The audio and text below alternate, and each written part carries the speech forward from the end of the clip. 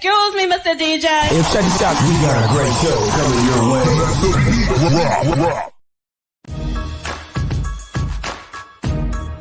From the ECSI Sports Studios, it's the Midday Market Report with Jeff Dawson.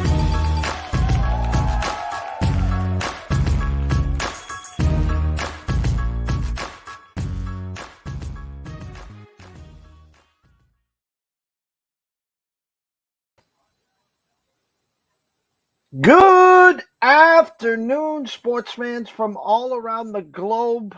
It's about that time. Jeff Dawson, East Coast Sports Investors, the Midday Market Report. And yes, myself and Ron are back. We are blessed and honored to have Ron back with us for another year of college and NFL football. To all the newbies that don't know who Ron is, shame on you. Go to Twitter or X, whatever you want to call it. Go to Ron Ace Sports. Follow him immediately. There's no one in this industry that puts in more work. And he's got books and books and books from years and years back before a lot of you were probably even born. So that I won't go as far as say the leather helmets, but I'll say that it's pretty damn close to all the work that this guy has put in. And he reached back to me. He had a busy summer. Had a great trip to Iceland and just fought off COVID. And now he's gracing us with his presence to talk some rule changes, where his eyes are in his numbers to the start of the college football season. Talk maybe about a couple games going on this weekend, and then talk about the NFL as we get set on Thursday. Kansas City, Detroit. I think Kansas City right now -6.5, right around. I think it's a 54.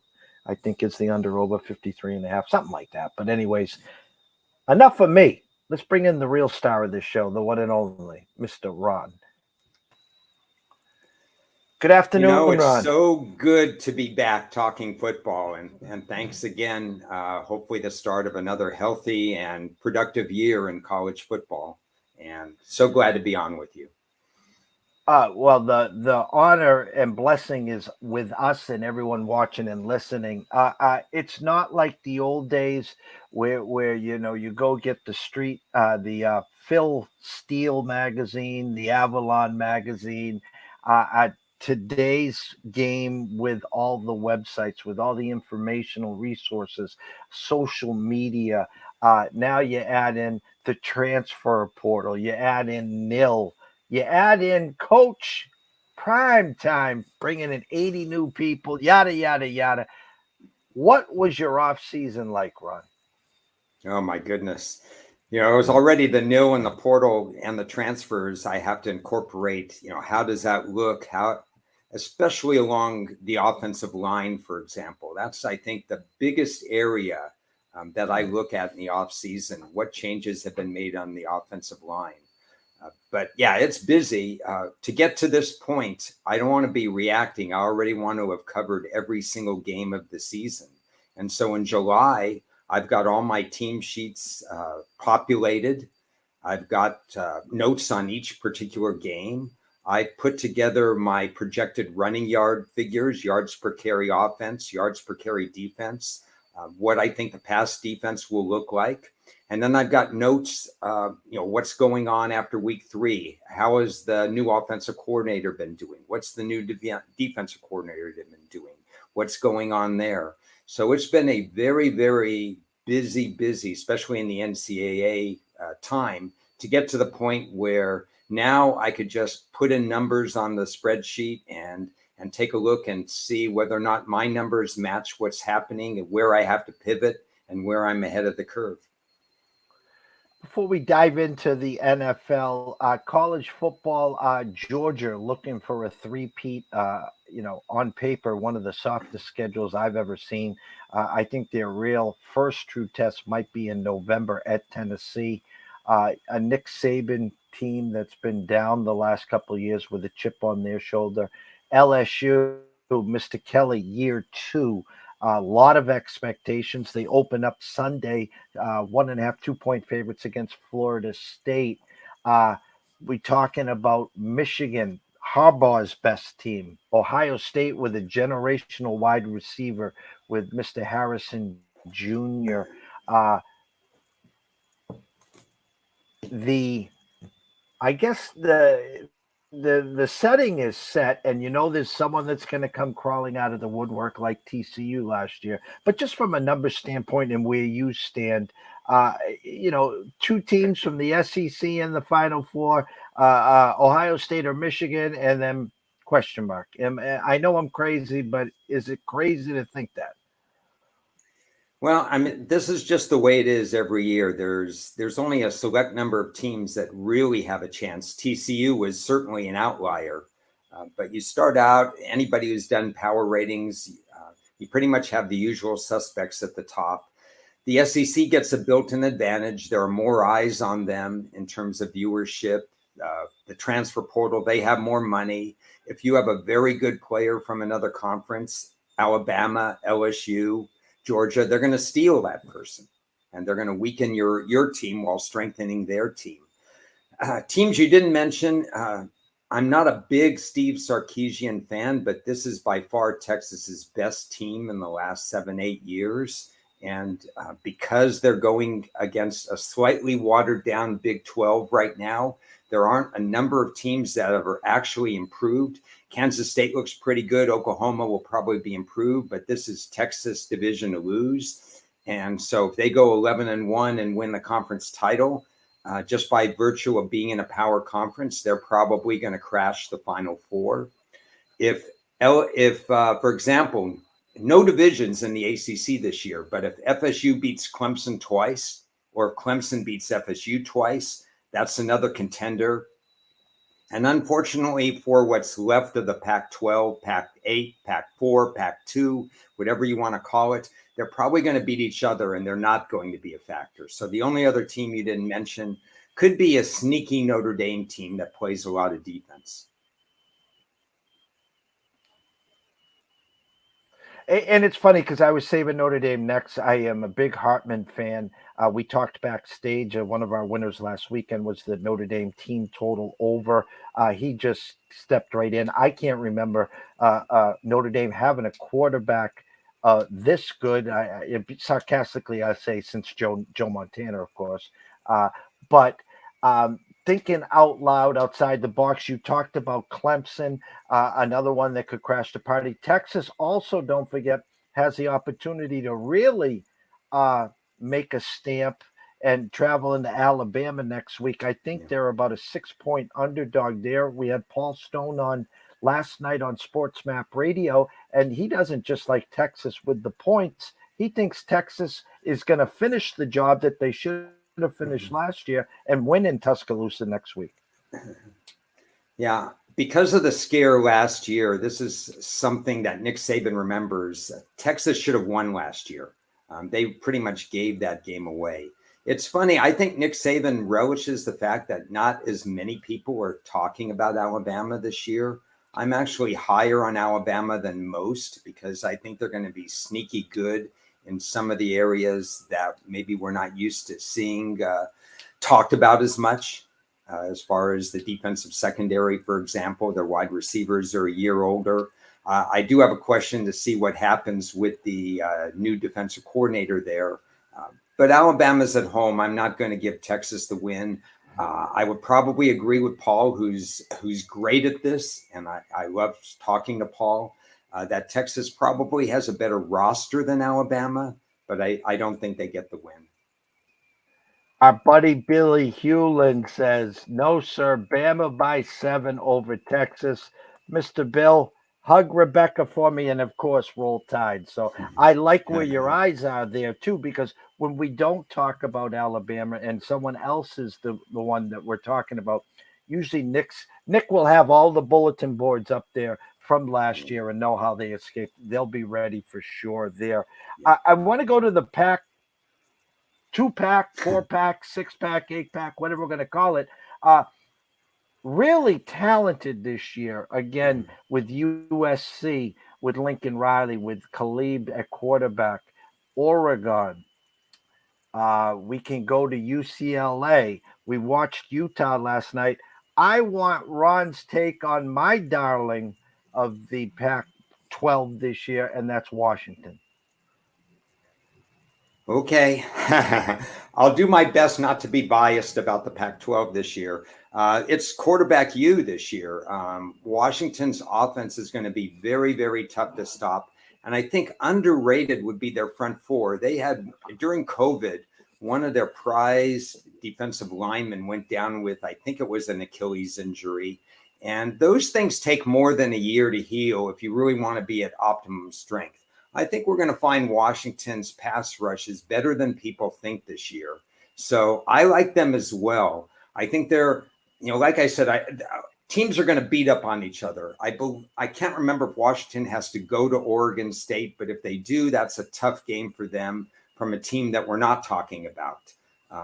USC Washington games are typically very tough. Washington and Oregon, they used to have a dislike for each other. Now maybe they have a like for each other because they jump ship together. So there may not be as much animosity there, but you have two really good quarterbacks who think that it's not just the USC quarterback that should be talked about. And Oregon recruited very well and got some nil people. If you're talking defense, then Utah and Oregon State would probably get the slight edge there. But I just think it comes down to the fact that I don't think any team goes better than 10-2 when we're all said and done. Maybe USC does win the conference, but they have a tough game at Notre Dame as well. UCLA game is always tough. I just think it's too tough for anybody to stand out. But with your Washington take, Washington is absolutely right in the mix. And in some cases, they're being disregarded. Before we jump to the NFL, rule changes in college, the clock, the running clock, not the start and stop. A lot of unders coming in. We know Vegas sets the numbers a little higher. Everyone loves an over. Now people are starting to get a little, skeptical because of the rule change or the rule changes, I should say.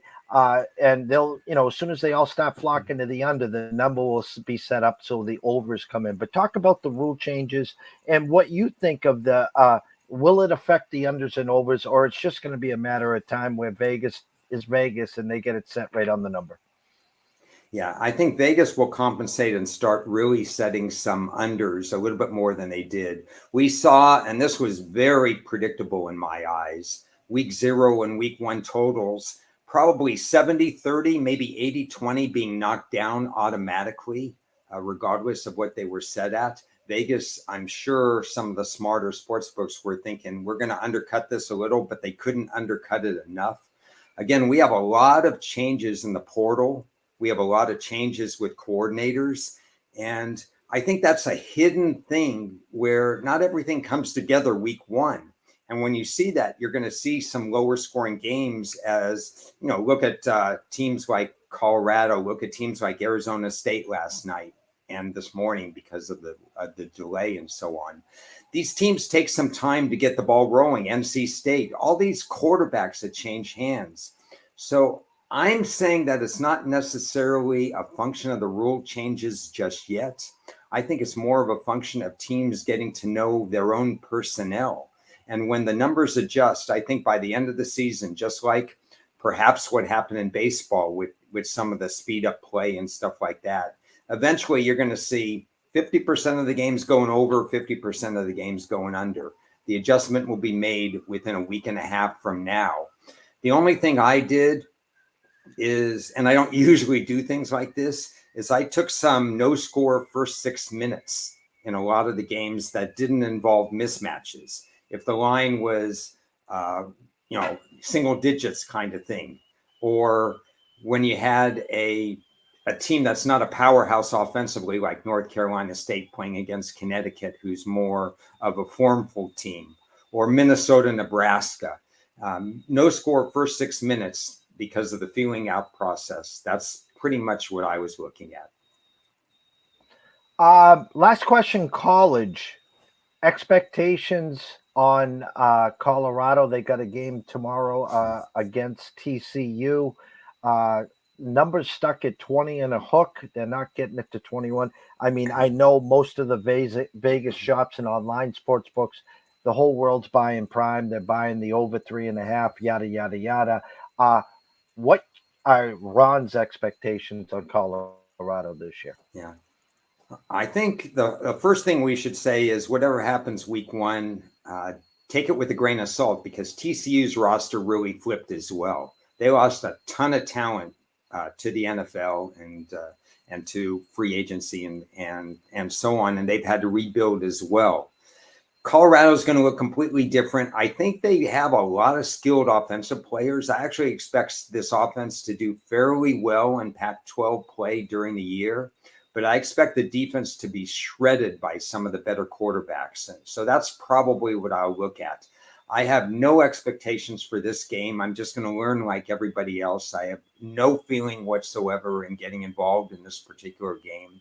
The beauty about being on this side of the table is that there could be 50, 60 college games and you don't have to wager on them all. And this is one, there's way too much variance for me. I'd much rather have an opinion that I would trust on my own. So I'm just going to let it play, and I'm going to operate under the assumption that Colorado's offense is better than people think and their defense is worse than people think right now. NFL, Kansas City, Super Bowl champs. I think the last time you and I did a show, I was on your show. I was the guest, and we were breaking down the Philadelphia Eagles.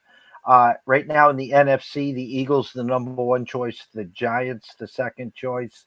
I think Dallas is the third choice. Obviously, no Aaron Rodgers, who's now with the Jets. No Tom Brady, who's officially retired.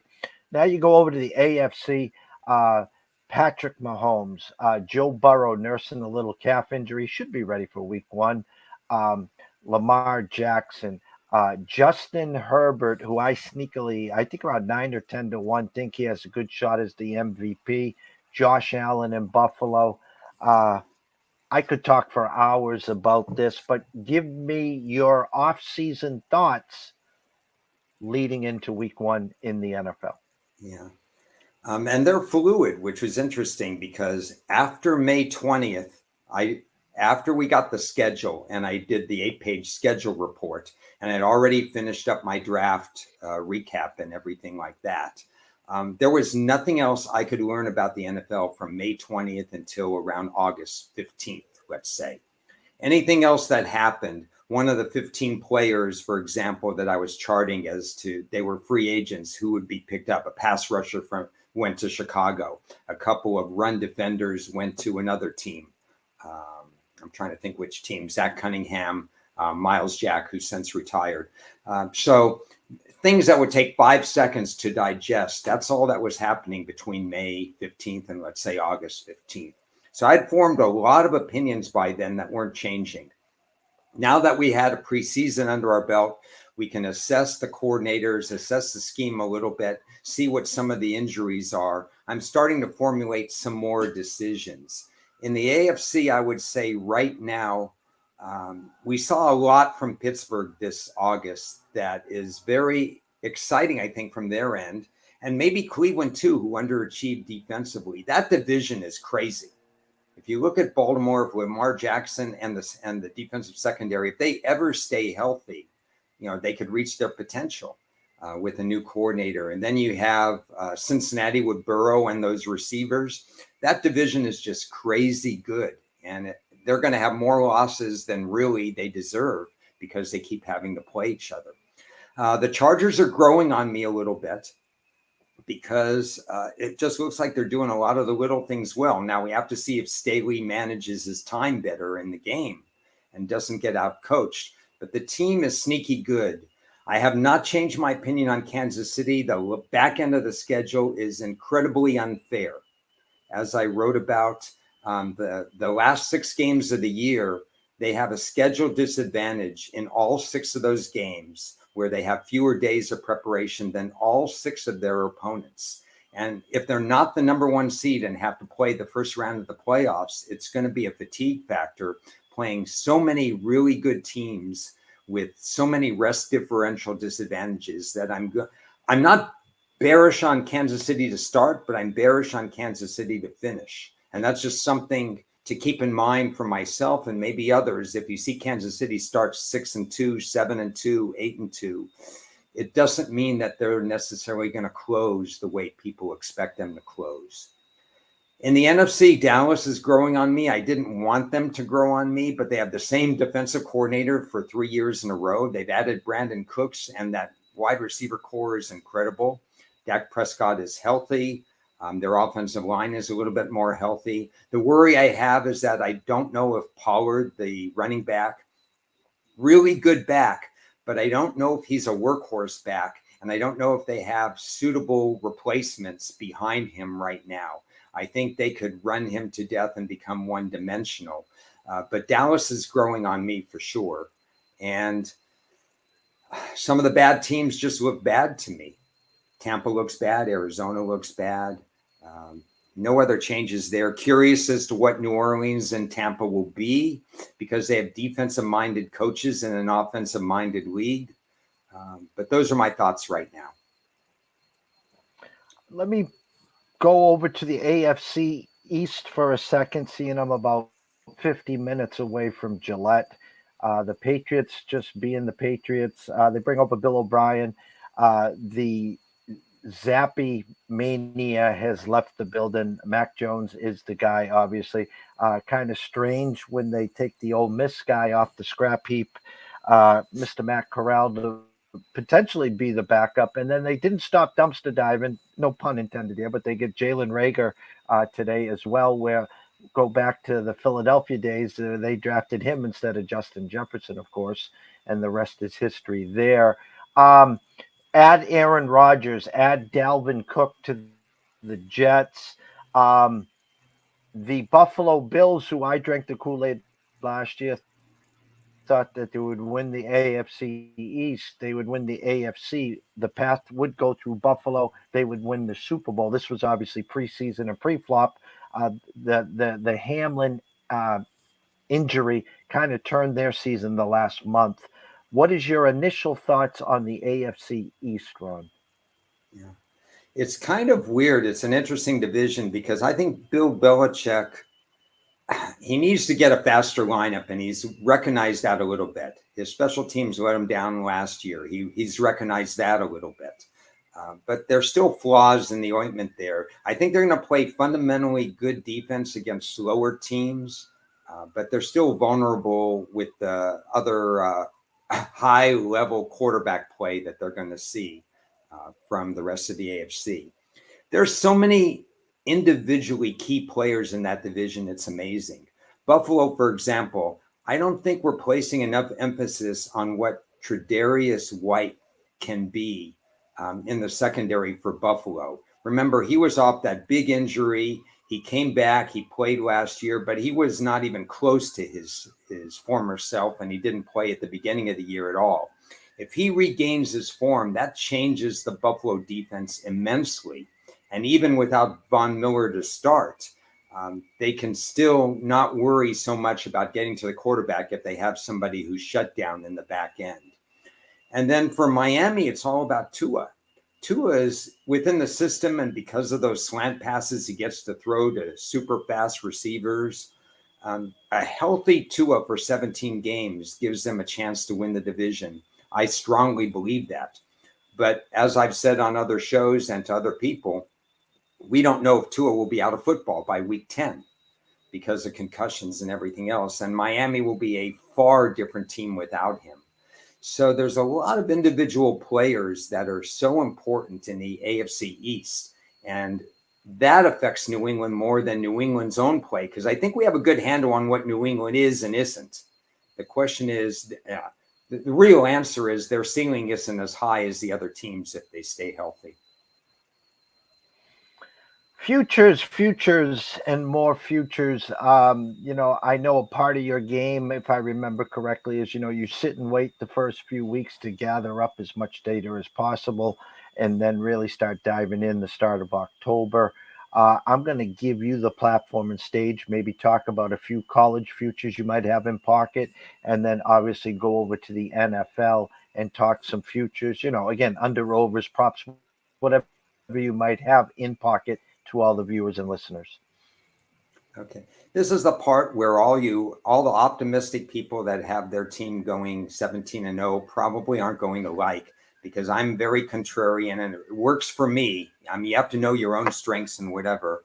But college, for example, I know people have been on other shows, people have been on your show, and they talk about this team's going to go over season wins, this team's going to go over season wins. It gets to be a broken record. So I have 30 underplays for season wins in the college and 8 overplays, one of my overplays is already 0-1. So it just shows you how I feel about overs. But first of all, the odds makers are always skewing things to overs. So you get your best value that way anyway. And I have some head-to-heads, team versus team and stuff like that.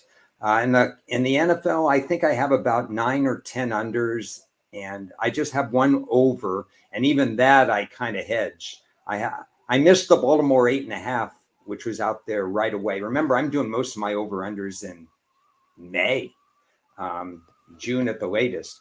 I do have Baltimore over 9 wins, but I also came back. Their number is 10.5 now, almost everywhere. So I came back with about 35% of the play back on under 10.5 because that division is loaded. But I got good numbers, so it's not fair to really talk about some of those good numbers. But still out there would be alternate line. For example, you could get Cincinnati under 12. I think I got it at -170. You could get Kansas City under 12, or you could wait and play them in season because maybe they start out good. That over-under was as low as 125 at under 12, which means Kansas City would need 13 wins to beat you. For a little extra juice, -150, I think. I went against Carolina going under 8. I like those whole numbers because that means they have to go 9-8 to beat you. Typically, rookie quarterbacks don't do that well in their first year. We'll find out. We got a few of them, Indianapolis, Houston. We don't know what Arizona's situation is, but Arizona doesn't have a good enough roster anyway. So, and I have some player props where I was allowed to play them. That's kind of dried up. And again, player props are always unders, just going under just going against the grain. That's just my method that I use.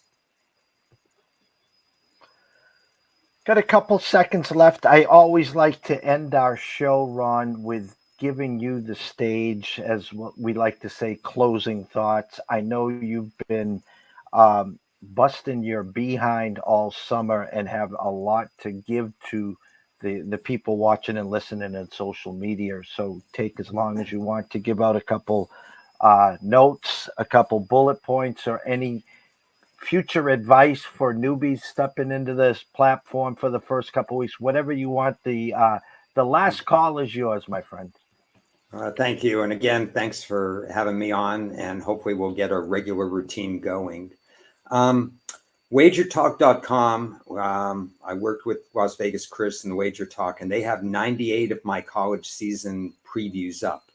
I couldn't get to the MAC and some of the other conferences, but at 98 full page season previews are up at WagerTalk.com for NCAA. For anybody who wants to look at what my thought process are. And again, it's not just about the fact that I may say, yes, I think they're going to go under the total or over the total, but I like to point out why and some keys and some key games and some handicapping notes. So all that is there in public this particular year for the colleges. And week 2 is going to be light for me because I'm going to be heavy on the NFL. Right now in the NFL, I'm going game by game to make sure I have everything settled before I arrive at my final numbers for each team. So I can finish that out.